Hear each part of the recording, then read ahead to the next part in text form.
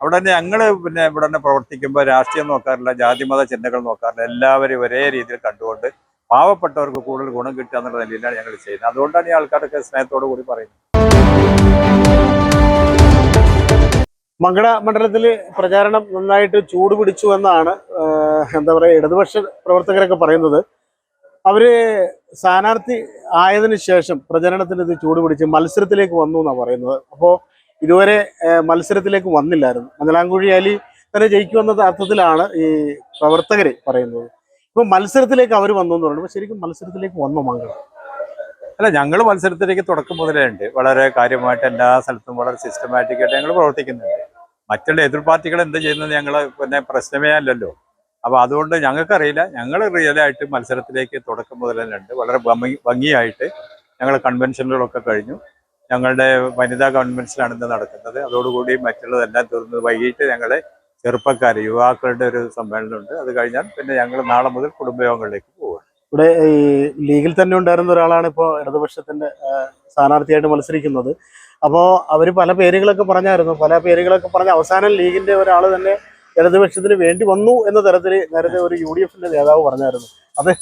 അതിനെങ്ങനെയാണ് കാണുന്നത് താങ്കൾ? അല്ല, സങ്കടം തോന്നുന്നുണ്ട്. മലപ്പുറം ജില്ലയിലെ CPMന്റെ സ്ഥിതി ആലോചിക്കുമ്പോൾ അവർക്ക് കൃത്യമായിട്ടൊരു ആളെ പ്ലേസ് ചെയ്യാൻ പോലും പറ്റാത്തൊരു സ്ഥിതിവിശേഷത്തിലേക്ക് എത്തിയെന്ന് പറയുമ്പോൾ ദുഃഖകരമായിട്ടൊരു കാര്യമാണ്.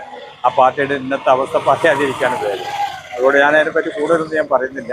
കൃത്യമായിട്ടൊരു സ്ഥാനാർത്ഥിയെ ഇവിടെ ആയാലും മറ്റുള്ള തിരൂരായാലും താനൂരായാലും അങ്ങനെ പല സ്ഥലങ്ങളിലും 5-6 സ്ഥലങ്ങളിലും നമ്മുടെ മലപ്പുറം ജില്ലയിൽ അവർക്ക് കൃത്യമായിട്ടൊരു സ്ഥാനാർത്ഥിയെ പോസ്റ്റ് ചെയ്യാൻ പോലും പറ്റിയിട്ടില്ല എന്നുള്ളതാണ് സത്യം. അപ്പോൾ ആദ്യഘട്ട പ്രചാരണമൊക്കെ തുടങ്ങി നല്ല സജീവമാണ്. ജനങ്ങളിൽ നിന്നുള്ള ഒരു പ്രതികരണം ഉണ്ടാവുമല്ലോ. താങ്കൾക്ക് ഏറെ ഇഷ്ടപ്പെടുന്ന ആളുകളാണെന്ന് താങ്കൾ തന്നെ പറഞ്ഞിട്ടുണ്ട്. എൻ്റെ നാട്ടുകാരാണ്, എൻ്റെ സ്വന്തം ആൾക്കാരാണ്. എല്ലാവരും അങ്ങോട്ടും കൊണ്ട് എനിക്ക് മുഖത്തോട് മുഖം അറിയാം. അപ്പോൾ അതുകൊണ്ട് വലിയ പ്രശ്നങ്ങൾ എനിക്ക് തോന്നിയിട്ടില്ല. നല്ല ഭൂരിപക്ഷത്തിന്, വമ്പിച്ച ഭൂരിപക്ഷത്തിന് ഞങ്ങൾക്ക് വിജയിക്കാൻ കഴിയുന്നതാണ് എൻ്റെ പ്രതീക്ഷ.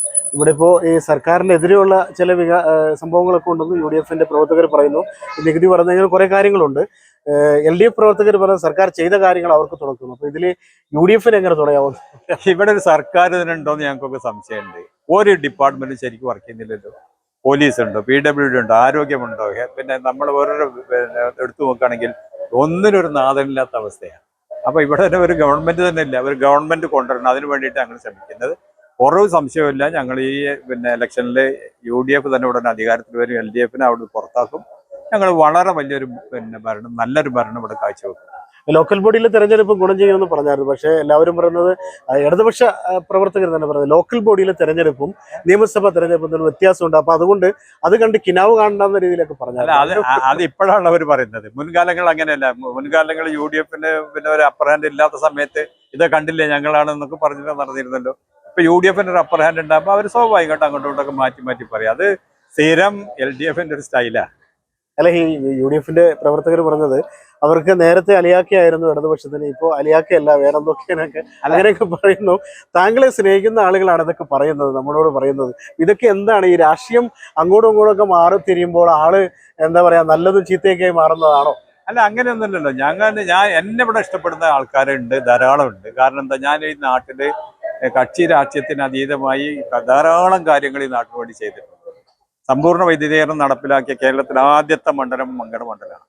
അത് അവിടെ രാഷ്ട്രീയമൊന്നും നോക്കിയിട്ട് എല്ലാവർക്കും ഇലക്ട്രിസിറ്റി കൊടുത്തു. കുടിവെള്ള പദ്ധതികൾ, റോഡുകളാണെങ്കിലൊക്കെ അവിടെ തന്നെ ഞങ്ങൾ ഇവിടെ തന്നെ പ്രവർത്തിക്കുമ്പോൾ രാഷ്ട്രീയം നോക്കാറില്ല, ജാതിമത ചിന്തകൾ നോക്കാറില്ല, എല്ലാവരും ഒരേ രീതിയിൽ കണ്ടുകൊണ്ട് പാവപ്പെട്ടവർക്ക് കൂടുതൽ ഗുണം കിട്ടുക എന്നുള്ള നിലയിലാണ് ഞങ്ങൾ ചെയ്യുന്നത്. അതുകൊണ്ടാണ് ഈ ആൾക്കാരൊക്കെ സ്നേഹത്തോടു കൂടി പറയുന്നത്. വലിയൊരു ഭൂരിപക്ഷത്തിൽ മങ്കടക്കാർ താങ്കളെ വിജയിപ്പിക്കുമെന്നുള്ള വലിയ ആത്മവിശ്വാസം അതുകൊണ്ട് വല്ലാത്ത ആത്മവിശ്വാസമുണ്ട്. ഒരു സംശയമില്ല.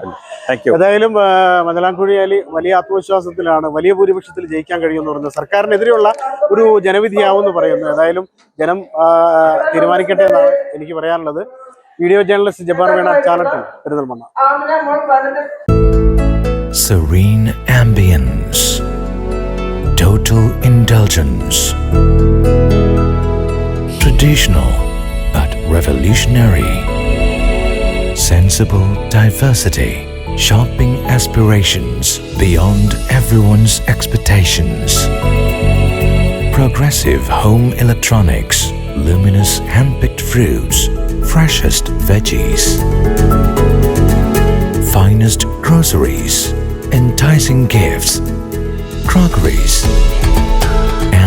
Cosmetics. The value that always meets your expectations.